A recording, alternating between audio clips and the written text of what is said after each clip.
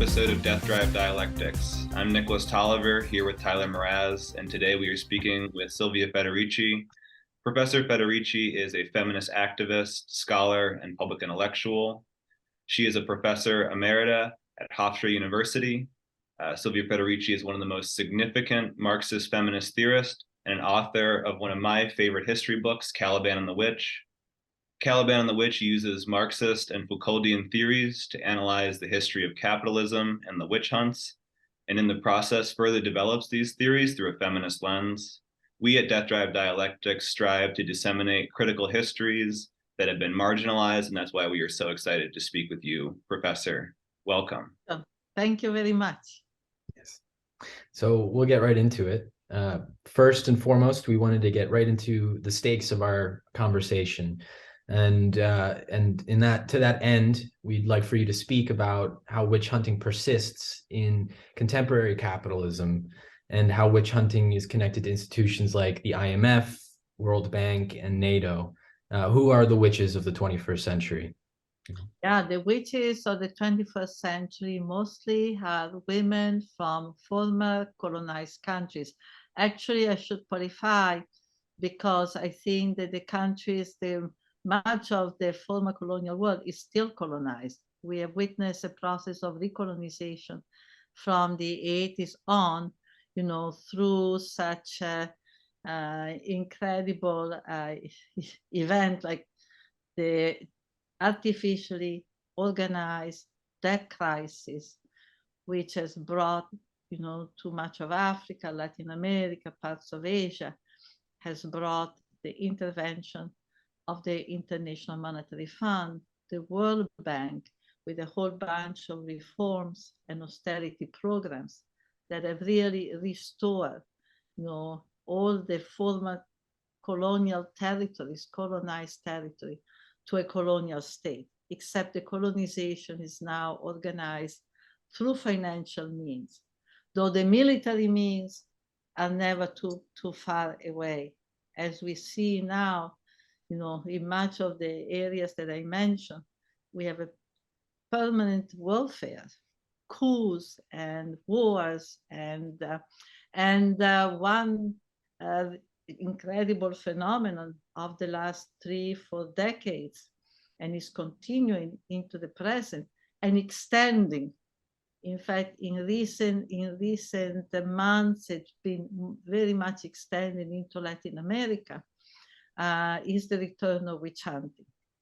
Witch hunting now is not done, in the way it was in the 16th, 17th century Europe, or for the matter, because witch hunting already in the 16th century was brought to the colonies by the missionary, the conquistadores, but there it was always the product, of legislation, edict, papal bulls coming from the top.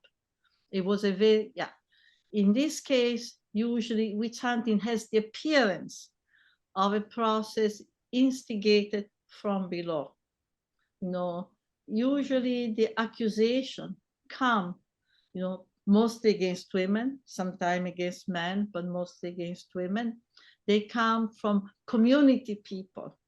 But when you begin to look, who are these community people, and what is the context in which this new accusation of witchcraft, which usually lead to execution, most often by fire. Women and men are still burnt alive as they were in the 16th and 17th century. And often also expulsion. People are forced to flee from their home, from their towns, because either of the fear of accusation themselves or the fear. When we see how this process occurs, we see that it's not truly from below.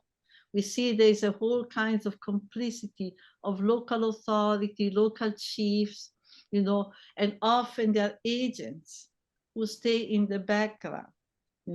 Often, these local chiefs have relationship, with companies who are very interested, in the dissolution of communal relations. dissolution of communal ownership of land. The issue of land always keeps appearing and reappearing in these cases of accusation of witchcraft. You know, someone said that today in Africa, for a woman to inherit land or have access to land, if she's alone, living alone and elderly, you know, it's like a death sentence, right? So, and there is a statistic indicating that the number of accusations increases in areas that are destined to commercial ventures. For example, say in parts of Africa, accusations are more frequent in areas that are devoted to tourism, right? Or to extractivist politics, right? So the question of the complicity, you know, of all this neoliberal, this expansion of capitalist relation, you know, into areas in which they were still not present or not so intense, right?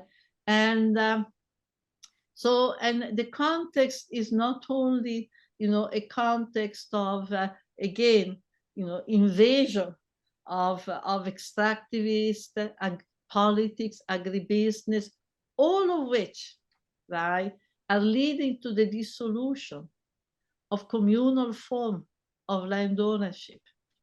And they are leading also to conflicts about land disputes, because the land is becoming more scarce, right? But it's also happening in a context in which more and more over the years, people have become more and more poor. There's been a process of mass impoverishment. The austerity measures, programs that the IMF has imposed on so many countries in the name of repayment of the debt, you know, a debt artificially created because it was the result of the Federal Reserve of the United States in 1979 raising the interest on the dollar. So the countries that were coming out of colonialism and had been borrowing at variable interest rate money to develop, all of a sudden found themselves into this quagmire. And that's where the debt crisis began. And then it's a complete manipulation. There's nothing, there's the only way you can interpret it. You know, this has been a way of recolonizing, you know, recolonizing entire regions of the world. So in this mixture, in this very, very, very, you know, situation, explosive situation, since the 1980s, hand in hand with the IMF and the World Bank, come an invasion of Christian fundamentalist sects, you know, all teaching a very belligerent Christianity that speaks of Satan, of satanic conspiracy, of people in the community conspiring against others. So you can imagine, it's like putting a flame, you know, it's a very, very explosive.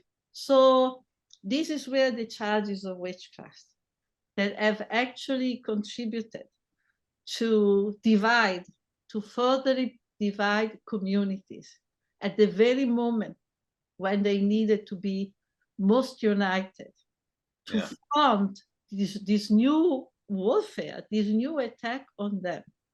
And I have to say that unfortunately, two developments we now see. One in particular, very, very important, you know, that's the attack on children, especially in Africa. So in Angola, in Nigeria, you know, in the Congo, in the Democratic Republic of the Congo, for many years now, we have seen that not only women and sometimes men are accused of witchcraft, but more and more there's been the accusation against children that are said to be demonized, to be demonic. I've heard that it's particularly orphan children and those most dependent on public service that are often accused. So actually it has come so bad and also in some family. So for example, we have seen two new figures emerging. Yeah, one, the witch hunter, the witch finder, then hired now in some region, hired by local chiefs to identify potential witches or actual witches. And the other, the exorcist. The exorcist is a person who, for some money, right, liberates children, this little torture they put on them, from the demons. But many children are in the streets, basically, accused of being demonic. This is really a new development. And the other thing is, and I'm finished here, is that it has been expanding now into Latin America. And we already seen at least more than a dozen cases of women and men being burned alive. And the latest was in September 18. September 18, in the Mato Grosso, two spiritual leaders of the Guarani community who were fighting against the destruction of communal land. Sebastiana Gaudo and her companion Rufino, who were fighting against the attempt, by different companies to destroy the communal land ownership, to organize the cultivation of soya. And they were defending the land with others. They were like recognized leaders of the struggle, and spiritual leaders were accused of being witches, closed into their home and burnt alive. I can send you the material. So, and last, however, and this is a hopeful development, in Nigeria, 3 weeks ago, there were demonstrations of children, women and men, girls and boys, who were marching with posters saying, "We are not witches." And it seems that Nigeria is now, the number of groups in Nigeria are taking the lead to declare this year the year of this global struggle against witch hunting. So this is a panorama, and I think it's something that we all have to pay attention to. And I've met, I've been analyzing this situation and speaking about it for some time. And often I'm told, we have to be careful because it's Africa. You're giving a sense that Africans are backward. I say, no, not at all. Actually, there are now witch hunts in places they never heard about witches. It's a really new thing. It's a really new thing. You cannot, by any means, connecting it to any traditional culture. This is really something new. And it's interesting that it's happening simultaneously in Africa, in India, in Papua New Guinea, now more and more in Latin America. There's really this and in each case is a lot of the same actor, the same agent. IMF, impoverishment, privatization of land, Pentecostal evangelical sects speaking about Satan, speaking about this cosmic fight, and it's not so much sort of like a local practice, but an eminently modern practice, which brings us into our next question, which is witch hunts are often mischaracterized and downplayed as incidents of mass hysteria and sort of religious zealotry and feudal backwardness. How does this mischaracterization obscure witch hunts and the politics and economics surrounding witch hunts? Very much, because it's nothing about mass hysteria. I mean, the witch hunts in Europe came from above. They were the result of legislation coming from the government and coming from kings, in England in the course of the 16th and 17th century. You have 3 legislation, and it's presented, this is a new crime.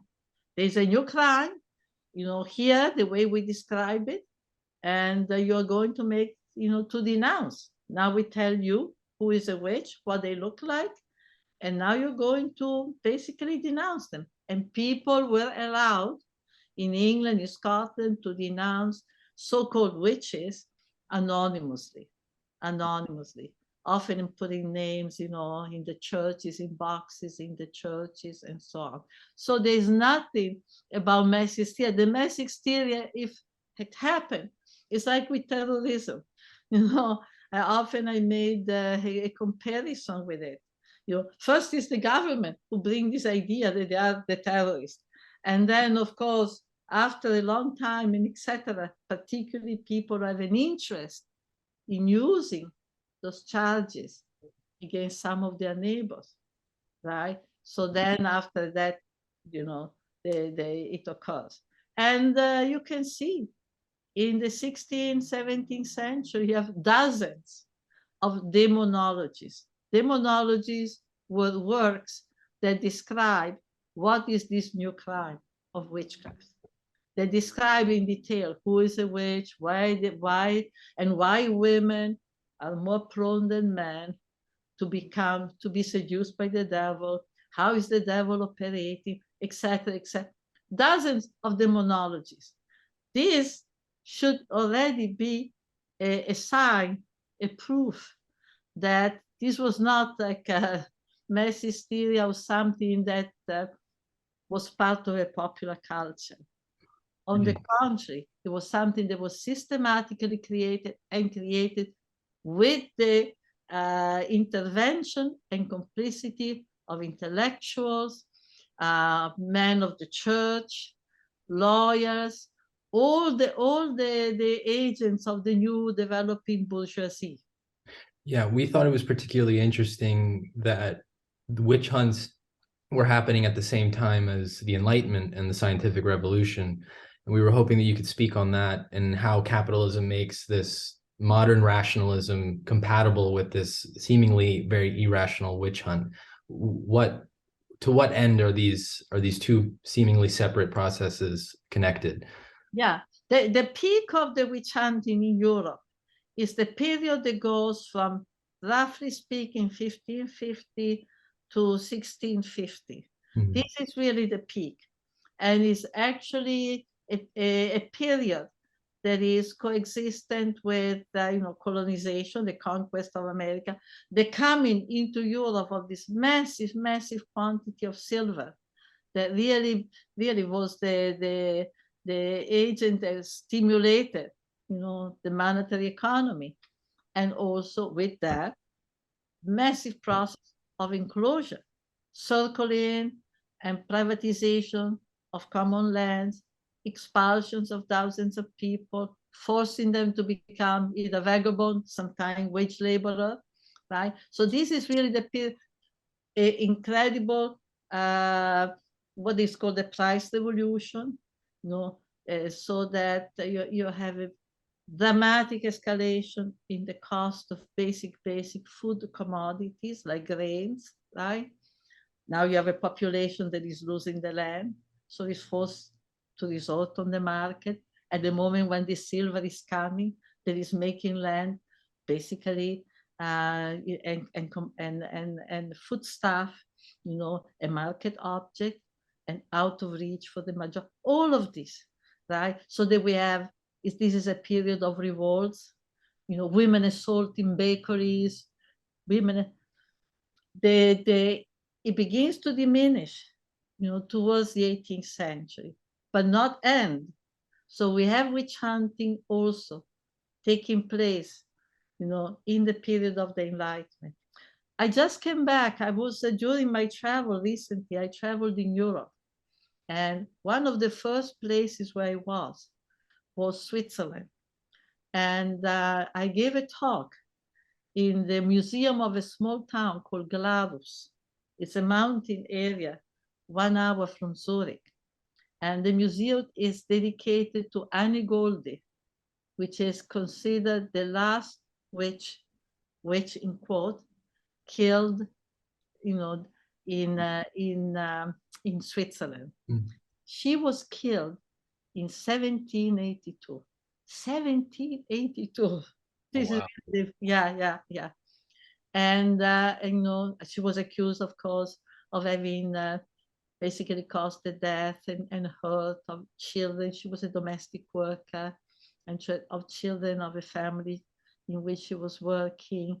And it's very interesting because Glarus, at the time of the trial, was one of the most industrially developed places in Europe.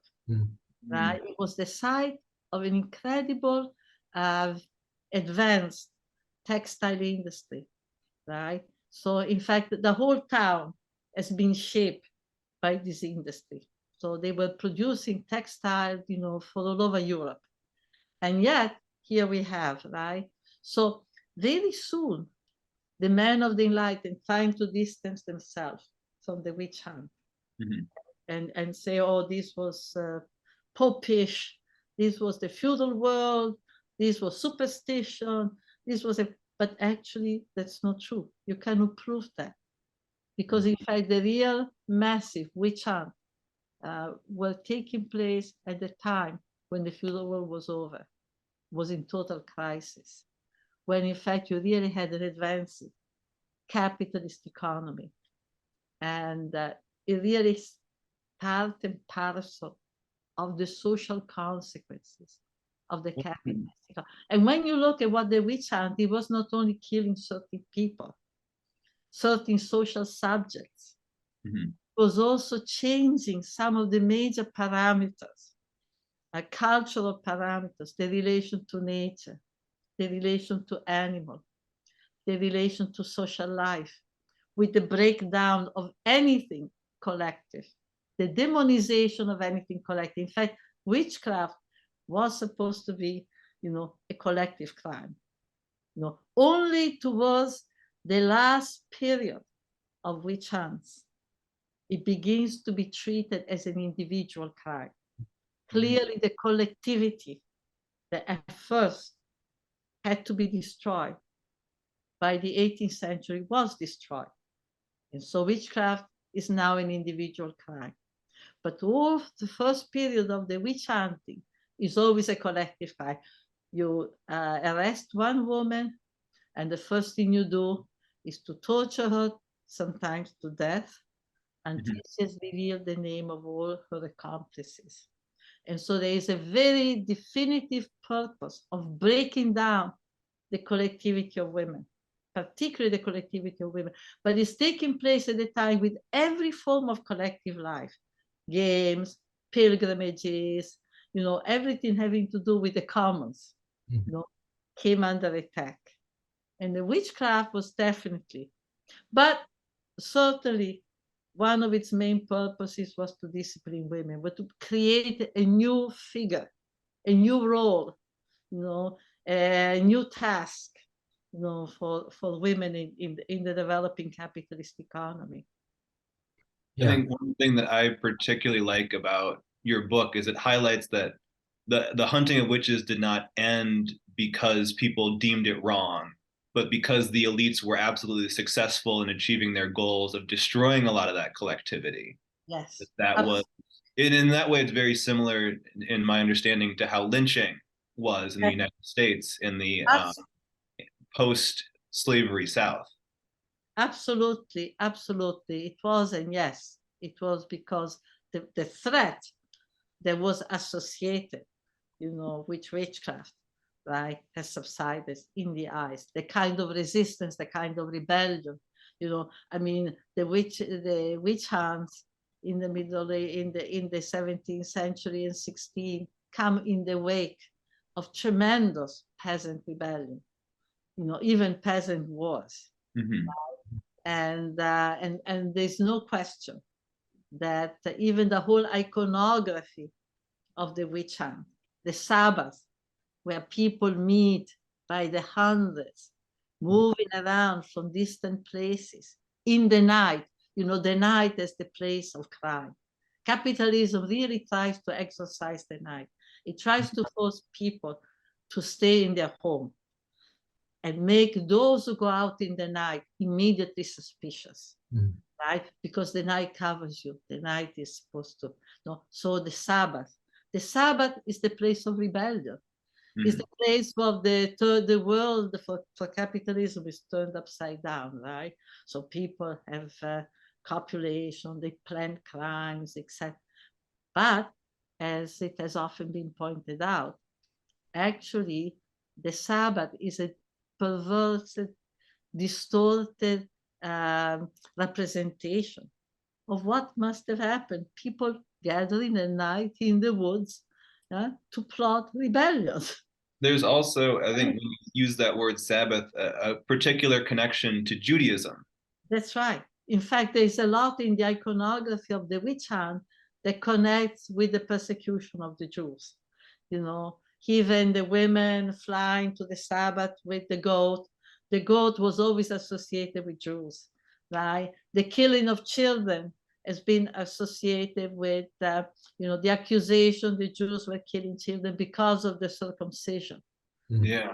Circumcision was always seen as an assault on children. So this connects with there are many, many, many connections. Yeah, so we wanted to also speak about another perhaps misinterpreted or another concept that needs revision, which is exactly what you did in your book, and that's primitive accumulation. So your book offers a reinterpretation of the Marxist concept of primitive accumulation as not a beginning stage or a particular stage, but a perpetual process of capitalism. Yes. So if you could just give a rundown of what primitive accumulation is, according to you, and how feminist history has influenced your revision of this concept. Absolutely. So, Marx speaks of primitive accumulation or originary accumulation. It's being translated. I've used primitives because it has become the language. But I think in the German it's more original. It means the beginning, right? The beginning. So how does capitalism begin? Marx reasoned properly that it begins by a certain accumulation of workers and accumulation of assets. In order for the system to begin to function, there have to be, on one side, certain assets organized in a particular way, and then certain workers, right? And basically, the fundamental act of birth, of a capitalist world is the separation. It's the separation of workers, people, from any means, any resource allowing for their reproduction. So separation from the land, separation from all the fruits of the earth, so that actually they would have nothing to subsist on and would be forced to accept any form of exploitation, or turn into brigands, turn into vagabonds, etc. Right? So Marx properly shows that this was the act of birth of capitalist society.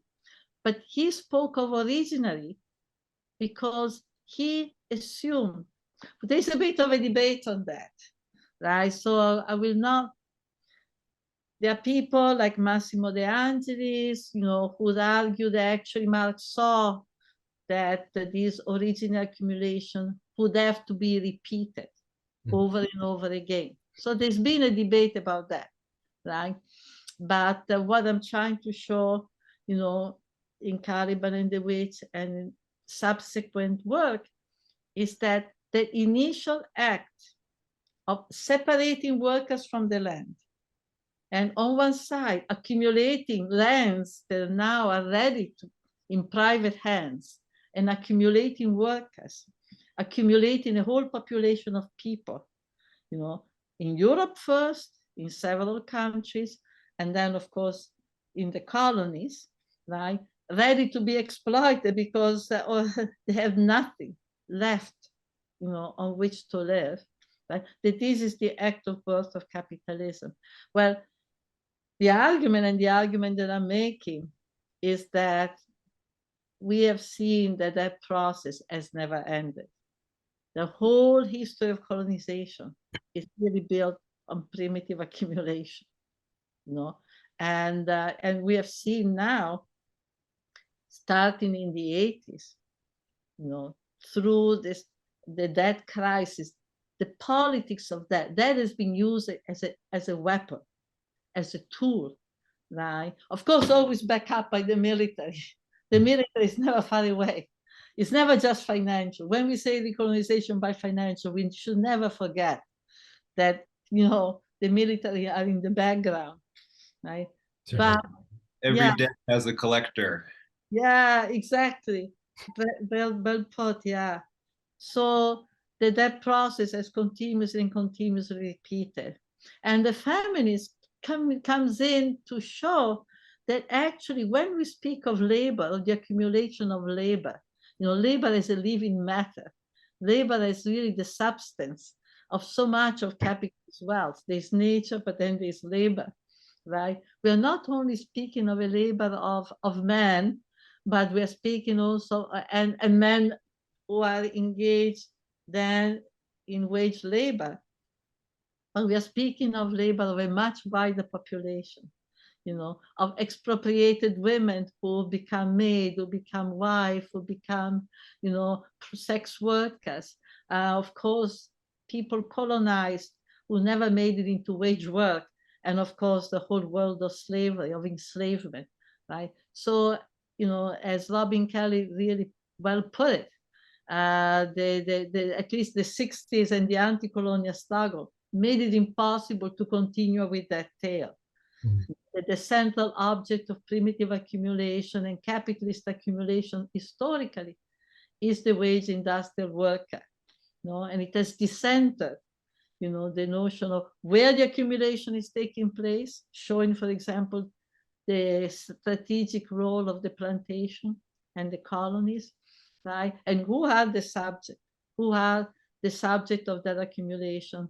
And therefore, potentially revolutionary subject. And I think that the feminist movement has really grown, on the wave of that change. I think strongly impacted without question by the civil rights movement, by the anti-colonial movement, that has really moved the attention to the world of the unwaged, to the world of unpaid labor, to all that world that has always been in the margin, marginalized, not ignored by Marx, but certainly marginalized. And instead has come much more into the center stage. And I know that I, for one, but all the women I work with have been very strongly influenced by it. Yes, and one question that Nick and I were speculating on is that concerning primitive accumulation and where it happens, it seems as though it tends to happen on the periphery. So similar to the way that the witch hunt sort of died down after its success, the violence of a new working class was sort of things in your book. You described that around the 1600s, 1700s, when violence began to decrease, it's not because people became more rational, but because it began to be exported to the colonies. Yes. So primitive accumulation ran its course. Imagine Brazil, the sugar plantation of Brazil, which also anticipate the factory. Because I think there's a lot of evidence that the way the sugar extraction and organization was in Brazil very much anticipated factory work, even the organization of that work. Yes. Yeah. So our question is, and in fact, in the colonies, comes the witch hunting. Very often, women, rebel leaders, and in the slave revolts are accused of being witches. Right. Yeah. So does primitive accumulation exist solely on the limits, at the periphery, the frontier of capitalism, or can we find it in the interior, perhaps the core states? Does it need a commons to exploit, or can it exist somewhere in the U.S. contemporaneously in the contemporary politics, where everything is seemingly already privatized? Like, do we see primitive accumulation here in the U.S.? I think we've seen primitive accumulation in the way in which, for example, first of all, there's a tremendous amount, of land expropriation. What the United States is doing with indigenous land, right, and continuing to do, and extractivist politics, right. And then I think, particularly in this phase, and I think that this is a phase that we have in a fascistization of the economy and fascistization of culture. I'm coming back from Europe, and my God, I think we are living a very bad moment. When I look at the politics of the European community, at the politics, of individual countries, France, Italy, Greece, right? And then, of course, I'm coming from the United States, and I always think, oh my God, this is especially barbaric. It's the top one in terms of barbaric politics and policies. And then finding there's a homogenization. And one common theme is this assault and war on the resources that people have to reproduce themselves. Housing, possible to pay the rents, more and more people in the street, sanitary system, even where they are considered, national health care, impossible to use. I mean, in Italy, they have a national healthcare system, but then when you go to have a test, the test is 6 months later. So if you're worried about a lump in the breast, you're not going to wait. So in fact, it's already privatized. I learned that if you want to have a test right away, or you go to an emergency room and you want to be taken care right away, you pay a few $100s. That's I'm talking about Italy. So this assault on the resources that people have, this constant cut of services, right? This cut in, for example, security measures on work. I was in Italy, my God, it was horrendous. It was like a slaughter of workers. Every day, work accident, sometimes 2 or 3, people carbonized, people squeezed by a machinery, right? The forced expropriation of thousands of people across the former colonial world, so that they have to migrating to the US, migrating to Europe. The statistics. This year, 2,500 people, official figure. And it is acknowledged the number must be much higher. 2,500, just 2023, have died in the Mediterranean. The last 10 years, 27,000 people are recorded to have died. These are the bodies they have recovered. 27,000 died in the Mediterranean, all young African men from the Middle East, also women and children. So you see the picture. It's really an assault on people's capacity to reproduce themselves. Systematic subordination of life to the accumulation of wealth. Systematic curtailment of what people need to reproduce themselves. Constant creation of hierarchies. Constant creation as, it's like the Titanic. Who is going to be saved and who's going to be thrown into the sea? This is really what is happening. We are having the Titanic. So this is really part of this permanent primitive accumulation, which is then paralleled by a permanent state of warfare and increased militarization of life. More jails. There were cops here and there in front of a supermarket, in front of a magazine store, were totally useless. But nevertheless, and then of course, COVID was like a big testing ground of social control. It was a major, major experimental engagement in mass control. People were allowed, were forced in several countries not to go into the street except with a piece of paper declaring where they were going, even for shopping, for work, for visiting a relative. You had to explain, otherwise you couldn't go. Parks were closed, streets were practically empty unless you had your piece of paper that allowed you to go here, that allowed you to go there. This is, highly alienating. It's part of a whole gestalt, Yeah, an attack on the public sphere. Yeah.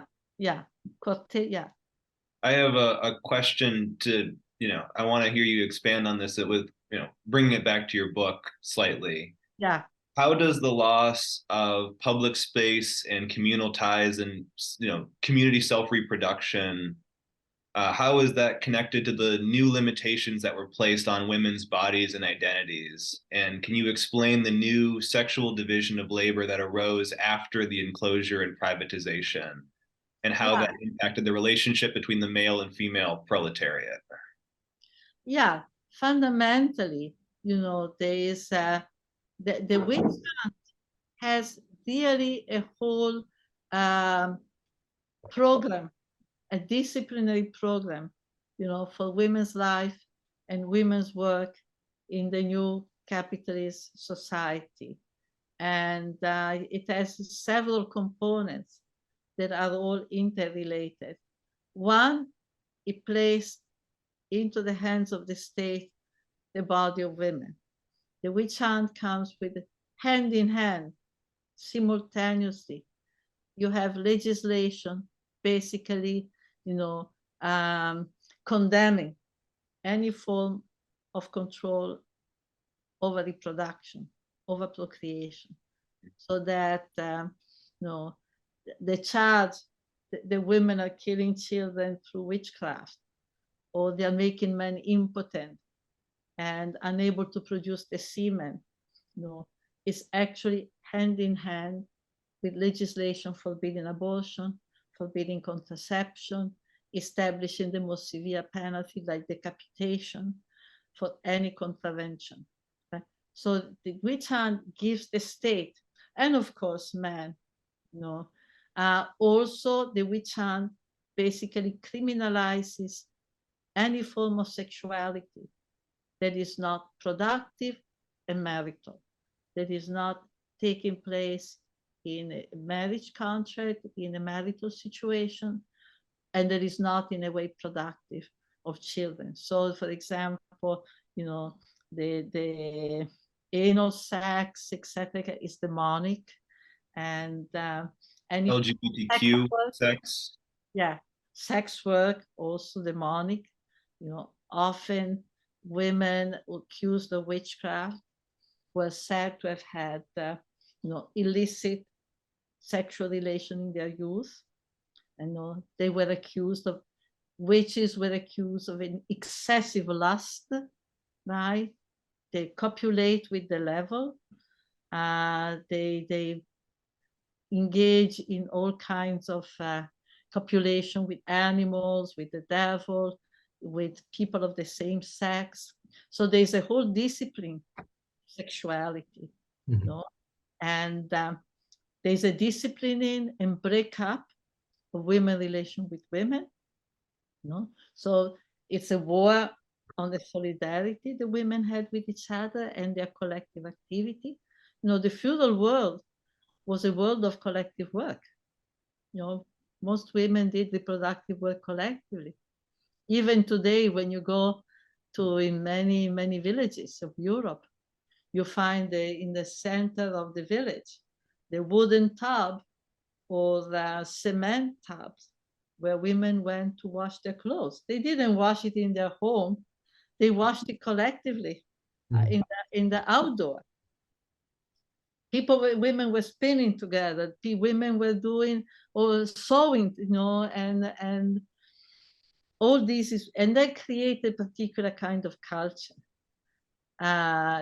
This comes very much under attack, and this is where the kind of matrimonial relation, right? The diverting of women's energy away from the collectivity of women towards the husband, towards child raising, right? The nuclearization of life, the isolation of people within the home, within the nuclear family, the breakdown of the community. And all of this is one of the products, right? And what begins to happen in the period following the witch hunts is that in much of Europe, women lose their legal personality. It's the phenomenon of the covered woman. Covered woman means you're represented by a man in relation to the state. If you have to accuse someone of having done you wrong, You cannot do it. You have to have a man, a brother, father, husband. So this negation of women as valid subject, the negation of women, the obliteration of women as persons is quite amazing. Women are declared non-persons. Yeah. I heard you describe it very succinctly in the book as the double loss suffered by women, an economic loss of the commons and access to the means of self-reproduction, and simultaneously the loss of civil and political rights. Right. Completely. And these, men are affected by that too, but never to the extent to which women were affected. And so the whole issue of female subordination, and at all levels, and of course within marriage, women cannot own property, and days and until the 19th century, even women exclusion, even after proletarian men could go to school for a long time, women were not allowed, certainly go to university.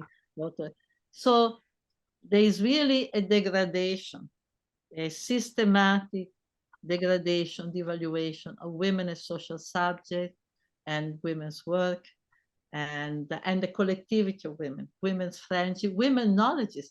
I spoke about gossip in another book, right? About what happens to the word gossip in the 2 centuries of the witch hunts. Gossip begins in the Middle Ages to signify a close female friend. Often the gossip was the woman, also was the madrina, the one who presided when you had the baptism. No, she was the godmother. So, I never knew that. Yeah, but in the mystery tale, the gossip is the good friend. I'm going out with my gossip, right? Then in the 2 centuries, it changes to idle talk. Right. Talk that is empty. Talk that is no value. Gossip you only use for women. You never say the men gossip. Only women gossip. It's a vacuous, sometimes even malevolent, kind of talk. And I used in the article that I wrote on the changes in the world, I use it to signify the very process of degradation that occurs to everything. So not only women's work, but also women's knowledges, women's language, women's friendship is all degraded, And, this is the period when in some countries, in England, women are forbidden to sit in front of their house as they used to do. They used to knit and talk to the woman across the street. The streets were so narrow, you basically lived together. The street was very different from the street of today. Or talking or staying at the window. You go to many medieval villages in Europe where they are preserved because they are destroying a lot. And women could talk window to window. You could almost touch each other in some cases. And you had you had your clothes, the clothesline. Oh yeah, there's a lot of space, social connection between women, which I imagine was tremendously valuable in a world with so much male violence to know, and it's through this exchange, who's a rapist, who's dangerous. Yeah. It gives you confidence. You're not alone. You build the point of view. You hear what other women are saying.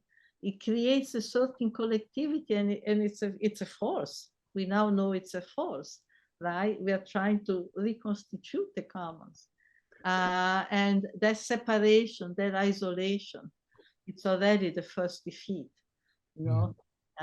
So, and of course the relation with the animals, that too, indicating that women are not totally human. I think that women, I think for many people that question is still there, whether women are totally human. Certainly, yeah. I mean, we have questions that'll concern that. But I'm actually looking for a quote right now. I can't find it, but from your book Caliban and the Witch, in which you describe the relationship between men and women after the loss of the commons, and you describe the women as becoming the substitute for men, or basically for access to the commons, and women themselves needing to be regulated, policed, disciplined, so that everyone can have absolute access to them. And I thought that was a really compelling point to make, and a direct connection between the loss of common communal space, communal social relations, and misogyny. The right of men to boss women and use women and exploit their work and use their work has been a tremendous element of pacification. Mm-hmm. As they say, you serve on your job, but then you come home and you regain your dignity at the expense of your wife. You can beat her up, right. You can force her to have sex with you. For a long time, there was no such a thing as rape in the family, and you can reconstitute yourself physically through her labor, through her food and everything, and also your own sense of power. Being able to exercise power over another person, in a sense, heals your wounds, heals your wounds. So that story, I don't think has been enough acknowledged, particularly by male workers' organizations. Right. Yeah. So one. Oh yeah. Go ahead, Nick. And then I want to give it back to you, Tyler. But concerning the role that sex work has played in the political and economic development of capitalism and the objectification of women, how do you understand the contradictions in patriarchal states' legalization and criminalization of prostitution, and how that fits into this double loss that women experience? You mean today or in the past? I guess in the past first, and then if you want to bring it into today. Yeah, because in the past, actually, prostitution was legalized in the Middle Ages. The brothel was, and then more and more it becomes criminalized. So actually, one of the development of capitalism becomes the increasing criminalization, and only in very select areas you have the brothel as recognized. I mean, it begins with the Industrial Revolution. Then of course they have to provide also men with all kinds of sexual services because they cannot afford the wife. They cannot afford the wife, so you don't have to give them a wage to support the wife, but then you have to allow for that, right? But so there is that double. Capitalism needs sex work. And in fact, we see a massive explosion. Sex work becomes a massive phenomenon. By the 16th century, I wrote about it, that in every European capital where you had privatization of land, the cities, are populated by women selling their bodies, right? And at the same time, has to be criminalized, because the other side, the other figure, and that play too, the good woman and the bad woman, as very, very, very powerful disciplinary tool. The fear of women after a certain point, to be considered prostitutes, because then you become open game. Everybody from the state to man can do things to you, practically without consequences. So that play has been a tremendous, disciplinary tool. And the capitalism, it still is in a way. Yeah. It seems like capitalism profits on both sides of the dynamic, where on the one side, like capitalism profits off the exploitation and objectification of women under prostitution.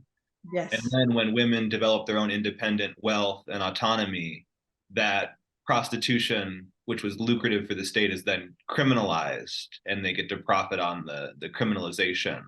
That's right. And it's also to curb any demand for autonomy. The woman who wants to be autonomous, doesn't want to be subordinate to a man in marriage or in the society, then can also be labeled, can be branded as a prostitute.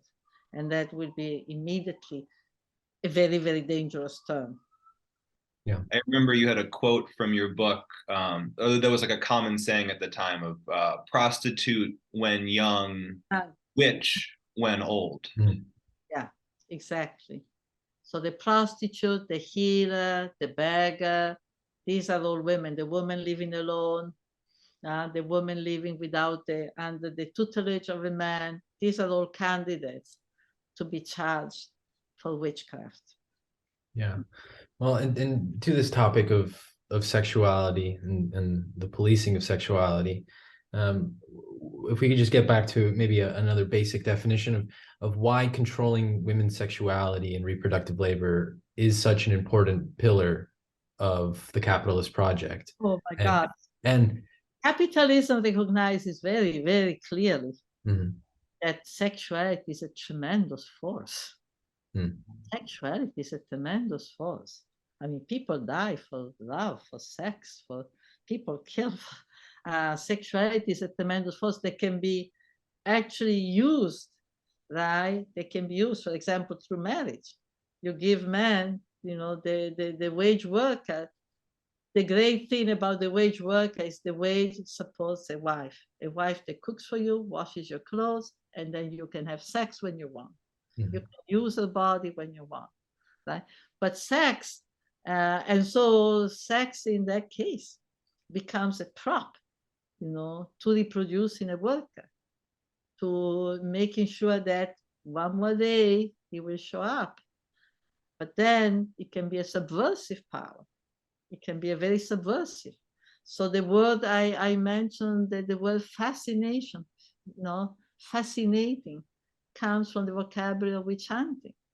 Fascinum was the power that was attributed by the demonologists to witches to actually entrap men, seduce men, reduce them to their will, right? Subordinate. So the woman with her body, with her looks, can do with man what she wants. That's dangerous.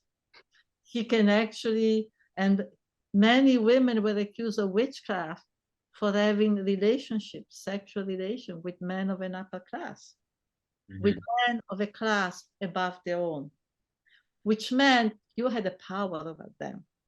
So sex can be used as a force to keep men on their job, to reproduce their willingness to work, but sex can also be a subversive power to actually be, reduced under the domination of a woman's will.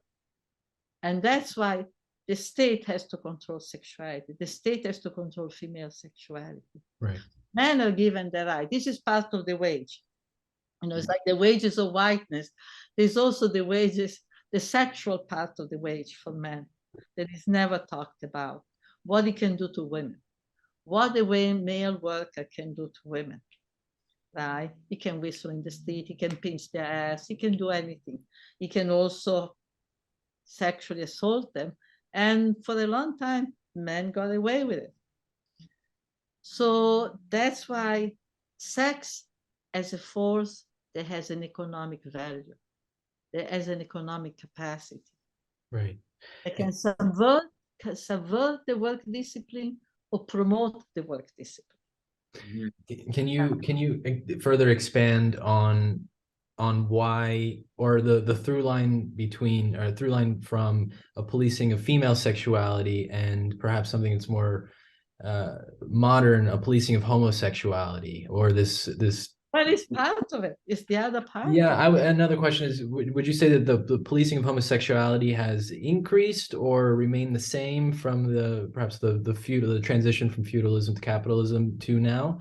Or I don't know. I cannot. I think my sense is that there is now a powerful gay movement. The gay movement has actually turned around. The fact that now we can have, frankly, if you had asked me in the 1970s if I saw same-sex marriage during my lifetime, I wouldn't imagine that I would see it. Sure. Because I grew up in such an homophobic world that I didn't expect, really. So the gay movement has been very powerful. And I have to say, I think that the feminist movement was a big, big help to the gay movement. I think that the feminist critique of marital sexuality, the feminist critique of sexuality, period, the way it is lived, was a tremendous, provided a great opening for the movement as well. No. A very powerful feminist toolkit was developed. Yes, exactly, right. I think and also the sex. Today I don't know. Maybe I'm an old woman, and so I get very upset when I hear some people from the younger generation to look at the movement of the 70s as it was all essentialistic, all this, all that. Actually, the feminist movement of the 70s opened the way to a whole critique of femininity, to a whole critique of the naturalization of what is called, being female, to, the notion of sexuality, the way sexual norms, right? I think that was very, very powerful. The critique of Freud, anatomy of destiny, right? And I think the feminist movement really was a great contributor to the development of a sex workers movement, as well as to the expanding and gaining legitimacy, of a gay movement. Yeah. And also questioning all this separation, body and mind, those people you can touch and people you can talk to, and all that, divisions and hierarchies that all have an economic substratum to them, economic function to them. Mm. I have a question. I kind of wanted to change the topic a little bit. Unless Tyler, do you have a follow-up question connected? No, I was gonna also change the topic, but I think you should ask. Go ahead. One question that I wanted to ask you is something that you touched on earlier that I thought was really fantastic, and I just wanted to hear you elaborate on it. Was what connection does patriarchy have with racism and white supremacy in its relationship and connection to capitalism? And how did you kind of analyze that in your book? Yeah, I think that they're very, very deeply connected. It's a capitalist society begins to create a new anthropology, creates a new anthropology as to what it means to be a human being. Right? And actually, white workers for a long time were also on the margin. But there's slowly, with the development of capitalist relations, you really begin to see a restructuring. There is a structuring that follows, the organizing of different types of work and different types of entitlement and so the question of defining certain people as outside the boundaries of humanity, of being on this unstable relation, with humanity, so that the way humanity is defined in terms of a certain faculty, reason, and so on, and that the fact that large parts of the world population are defined as reasonless, the people without reason. So patriarchy and racism, sexism and racism have that important connection. These are the people without reason. Yeah. These are the people who are not fully human. And these are the people who are legitimately exposed to especially intense forms of exploitation and to especially intense forms of repression and degradation. Right? So that is the link. And we see that, for example, in this book that I wrote, The Patriarchy of the Wage, I pointed out the capitalism, the wage is a lot more than money. It's a lot more than compensation for work done. The wage is also a political structuring tool. A political it's a tool of government too, because with the wage, white workers can actually govern and discipline women and Black people.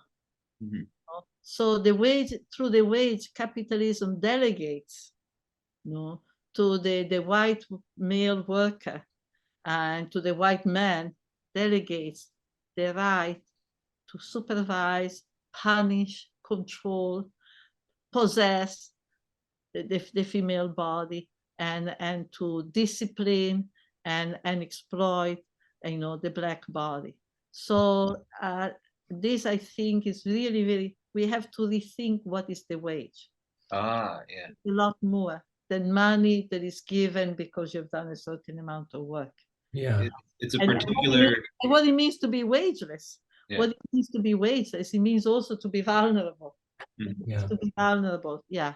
And with that division of who gets a wage and who doesn't, as functioning towards very counter-revolutionary, or there is no the common grounds on which these folks had initially stood, like the indentured servants and the slaves in the United States. Oh, very much. Yeah, as soon as clear-cut decision. White folk were given wages, given this sort of sense of privilege, this sense of, again, governance, obviously any potential for a revolution, a class revolution, is pretty much down the drain. Like these rebellions where white workers and indentured white workers and slaves come together, and then there's the big, and then slavery becomes hereditary, and that's the big divide. Yeah. It seems like even post-slavery that the wage as a technology of power has a stratifying effect as well, where different workers function at different levels of exploitation. So a white male worker might receive the highest wage, whereas a white woman might receive less, a black man might receive less, a black woman would certainly... It's a whole fracturing, yes, that's right. There's a whole hierarchy, yes. And those hierarchies continuously work, those hierarchies, but this is the persistent theme. This is the persistent theme. Yeah. Well, so now we're going to talk specifically about U.S. politics, or, I mean, you made the connection. You said this homogenization of far right politics all over, the Western world, and I mean probably all over the globe in general. But our next question is: we are seeing various strains of right-wing misogyny gaining traction in U.S. politics, but also in Europe and throughout social media. I mean, we can talk about the abortion ban, attacks on trans rights, internet incel movements, and all sorts of social media. The Bucharest, did you see the recent Bucharest conference?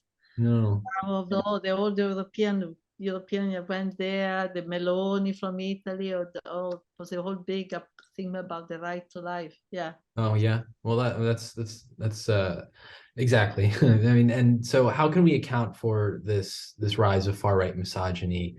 Again, in a seemingly, especially in the US, where I think maybe the untrained eye would see a highly liberalized media stream, again, like gay, queer rights and women, perhaps their wage elevating, but still these... But that's also part of it, it's basically, I think, the question of creating a situation of conflict, a permanent conflict, as part of this, having one group, giving to one group the legitimacy to discipline another, displacing the agency and the territory of the conflicts. So it doesn't appear that it's the state. It doesn't appear, okay, so it's the Trump support, and et cetera, et cetera. The state is always clean, right? So it's the right wing. But actually, there's a whole kinds of state or institutional intervention who are facilitating and they are promoting. Because after all, if you are in a process or in a stage of what we call capitalism that seems to be also more in crisis, they have to invest more and more into technology, right? And the return on profit and investment is not as high as before. This is what we're gathering from some statistics. So they need to be more predatory, more predatory, more interested in recuperating the profits that are missing by curtailing the resources that people have access to, right? And then, of course, the inter-capitalist war about who possesses what, taking over lands, taking over grounds for extractivist politics. So in this kind of phase, to be able to have tools that continuously curb autonomies, they continuously curb, the struggle of population, Black people, women, and so on, to break out of the traditional forms of enslavement, wanting to regain love, regain rights, regain access to resources, etc. And we talk about the colonists, colonial subjects, right? So to create tools that in fact displace the capitalist war into war between one group and another. I think that this is what it is, because this whole story of the right to life is if it wasn't so cruel, right, it would be farcical, I mean, where capitalism is now talking about artificial intelligence, that we don't need workers. I don't believe that it's true that they don't need workers. But certainly, today capitalism is in a different place than a 16th century capitalism, where really workers' energy and muscles were the primary forms of accumulation. Now, the kind of technology they can mobilize, even if it eats into their profit, right, puts the whole issue of labor power into a different perspective. So this whole attack about the right to life by people who are asking for war and war and war, are asking for more weaponry, who are fighting the next day against any control over guns, who are ready to subscribe any billion to Ukraine, or build a new nuclear weapon. They are ready to subscribe into a nuclear war, but then they are the respect for life. This is the population control. It sounds like is the overriding. And to me, the population control was the same people. World Health Organization, US, medical and pharmaceutical, they were organizing only 20 years ago, they were organizing sterilization safaris in Indonesia, in India. And why? Because, you had a new generation born out of the anti-colonial war who wanted to reclaim the wealth that has been robbed from them. And so because of that, they discover, in the women are producing too many children in Africa, and they're producing, so this whole population explosion, population control is a recolonization tool. It's a way to blunt, the demands of a new generation for the reclaiming of the wealth that was robbed from them. But now, and then the next chapter, they are all pro-life, and then so I think we have to see the political aspect of them. This reminds me of a piece that I read of yours that you contributed to, Mormons in Space. Oh yes, I had a great fun. We had a great fun writing it. Yes, we had great fun reading it. Yeah, we had so much fun reading it. Yes, we did. But you speak about the relationship between capitalist acceleration and reactionary right-wing politics, and how the same people that are bringing new weapons of war and bringing us closer to the brink of nuclear destruction are at the same time, fundamentalist Christians. Fundamentalist Christian, that's right. This is the ideal worker, the fundamentalist Christian, right? Who can actually basically train in repressing certain instincts, etc., and so isolated from the others. In fact, even the outfit, right? And a disciplinary ideal, right? This is how they're trying to make us live, even without being in space. I think this is the ideal they have to break down those solidarities. I know that you wrote that piece a while ago, and I was wondering what your thoughts were on the Space Force, which was developed by Donald Trump, and this sort of right acceleration. There always this question of the new conquest. Capitalism that wants to conquer the world, right? Not only the world is not enough, but also space, right? And it's this madness, but feeding into this idea of power and eternity, and a capitalism that is, kind of godlike, right? And this is interesting. Capable of perpetuating themselves, right? Infinitely perpetuating themselves. It's interesting. One of the most right-wing candidates with the most religious constituency is the person to have created the Space Force, which speaks to your point. To you, I unfortunately forget who you wrote that with. I know it was George Kafansis, my Kafansis. Speaks to the point that the seemingly opposed ideologies or strains of thought come together to, again, discipline and to control and police and to continue, obviously to reproduce those conditions which capitalism prefers to have. So we would like also to talk about, I don't know if you have anything else to say about number 8, Nick.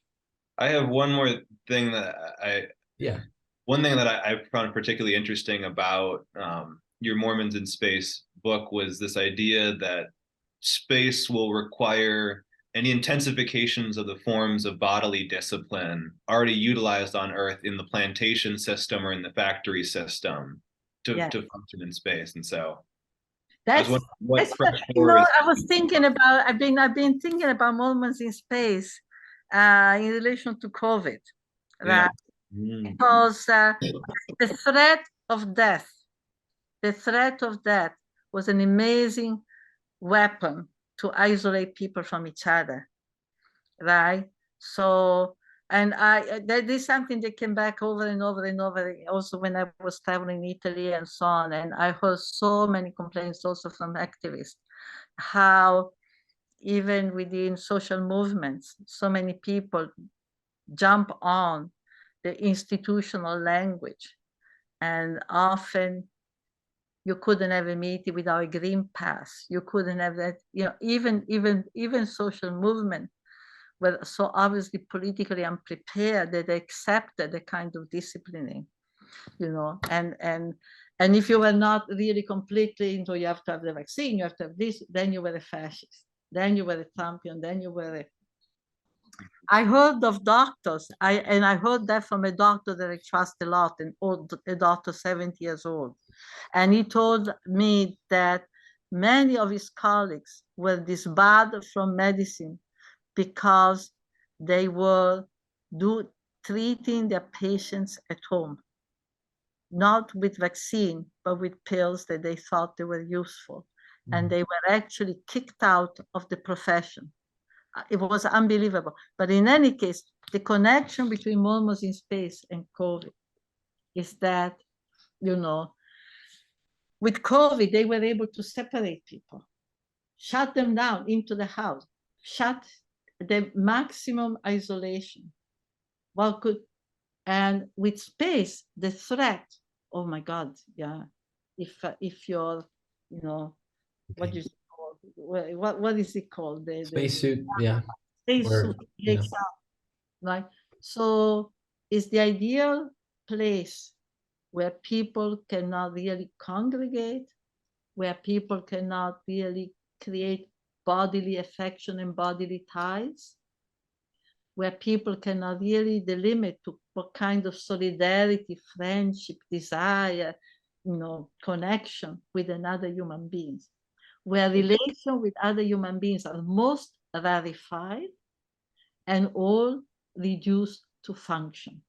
You can connect to other human beings. Okay, so you basically connect in terms of how to organize production and how to organize the movement of the space, are in place.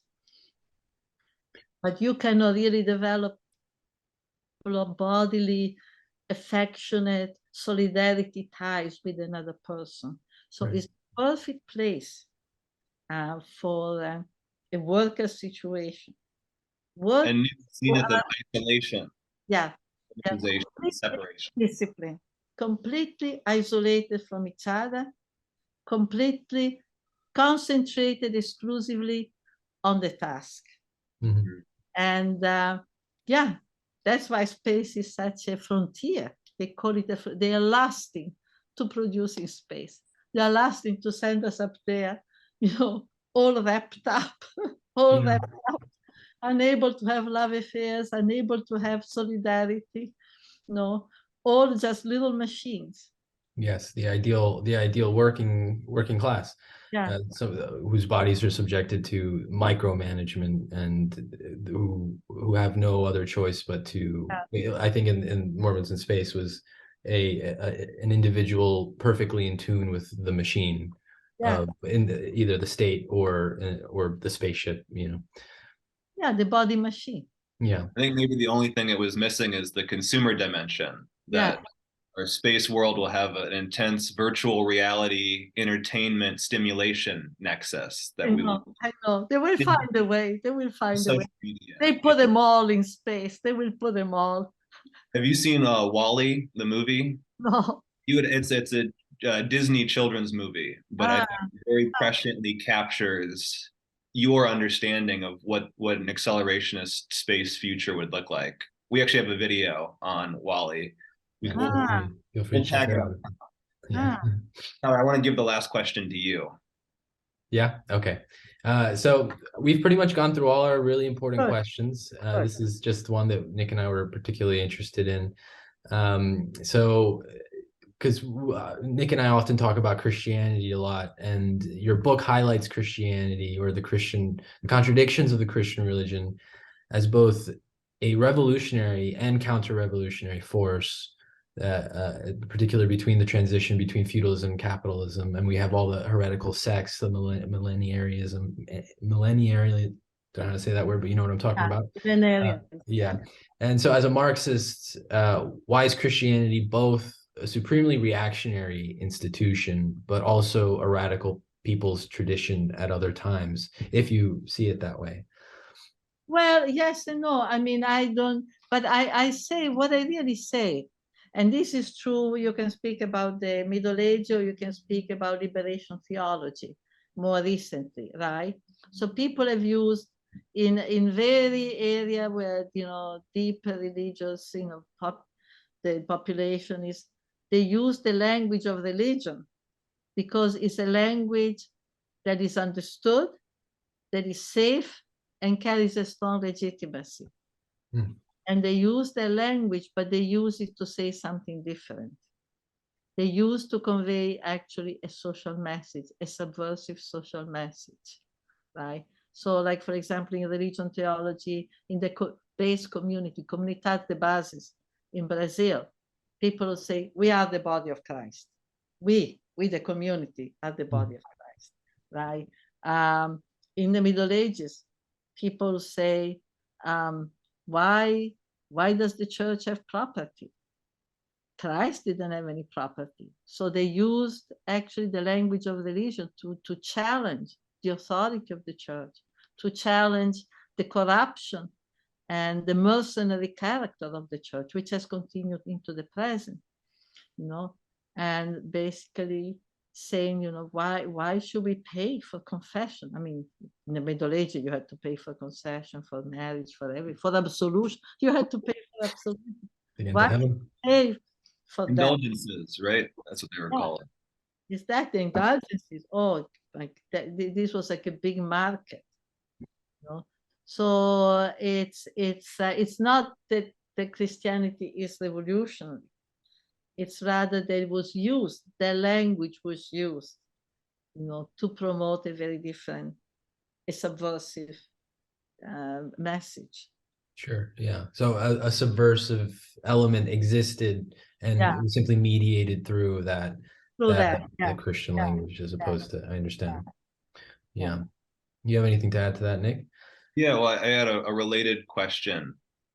What do you have a favorite heretical, quote unquote, sect of Christianity, or The Cathars and the Valdenses, both of them, Cathars and Valdenses.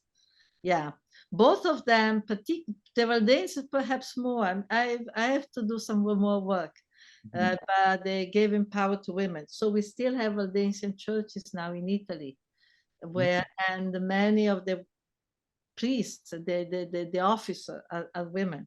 Yeah, in the mountains of Piemonte, for instance, they're still Valdensians, and the Cathars have been destroyed. But both of them, recognize, the women could basically administer sacrament. They did not have the kind of degraded view of women, Eve bringing evil into the world, covering the female body, all of that. And the Cathars were also, they didn't want to procreate. And it's interesting. Now we have in Italy, for instance, I met many women who said they're fighting for the sterile feminism. They think the women should have a big strike, not refuse to bring children into the world until this world is better. Yeah, that's certainly subversive. Yeah, the anti-capitalist sort of movement. We should not bring little slaves. Bringing them in a situation where we have no power is to increase the power of the state. So that was a Cathar view. You don't bring new people because, it's like bringing slaves into the world. Sure.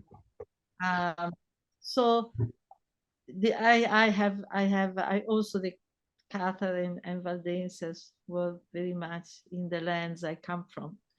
I always thought they came from lands of heretics.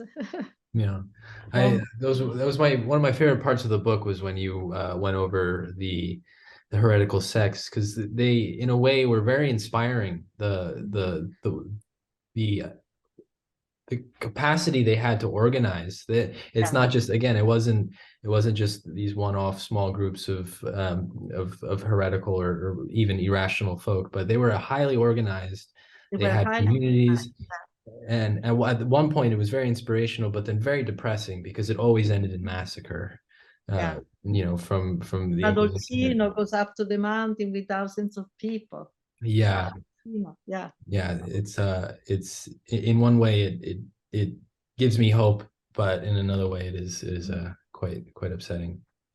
But yeah, it's a good answer. I like the Cathars as well. Yeah.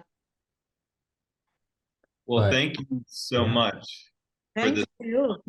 This was so lovely to hear you speak on all this. I feel like I've learned so much from you. Yeah, absolutely. Thank you. We greatly appreciate it, and hopefully we can stay in touch and perhaps do something like this next year or something like that, if that's not something you would mind. Absolutely. No, I'm very happy. I'm very happy to talk about these issues. It helps me to keep more healthy, because otherwise, it's part of bringing out the pain and rage I feel. Yeah, I understand. It doesn't stay inside. Yeah, and there's plenty of pain and rage to go around, so it's good to share it. Yeah. But okay, again, thank you so much. I hope you have a great rest of your day. Next time. Yes. Bye. Bye. Thank you.